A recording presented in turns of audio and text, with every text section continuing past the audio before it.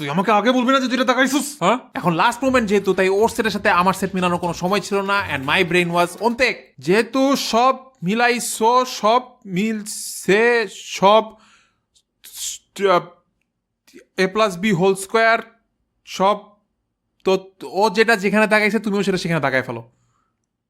বুঝছি। তো আমি আর আমার সেটের সাথে ওর সেট মিলাইতে যাই নাই, ও যেখানে তাকাইছে আমিও সেখানে তাকাই দিলাম। আর ভুল হলে কতই বা কাটা যাবে, রাইট? 1 নাম্বার,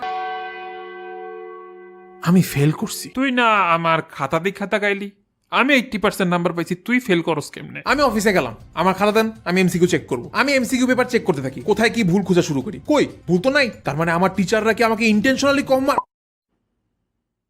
হারায় গেলাম, জাস্ট হারায় গেলাম। রিমেম্বার লাস্টে যে একটা দাগাইছিলাম না বুঝে আসিফেরটা দেখে, ওইটা কোনো এমসিকিউ কোয়েশ্চেন দাগানোর বক্স ছিল না, ওইটা ছিল আমি কোন সেট দাগাচ্ছি সেইটা দাগানোর বক্স। মানে আমি এত নকল করছি যে আমি সেট নাম্বারও আসিফেরটা দেখা লিখছি। আমার সেট ছিল ক, আমি অ্যান্সারও করছি ক সেটের, কিন্তু সেটের ঘরে দাগাই দিয়ে আসছি আমার সেট ঘ। বাহ, সবচেয়ে বড় পেইন খাইছি রে এক্সপ্লেইন করতে গিয়ে। আমার টিচার, ফ্রেন্ড, প্যারেন্টস সবাই জানে আমি ফেল করা পাবলিক না, কিন্তু পরে যখন কাহিনী শুনছে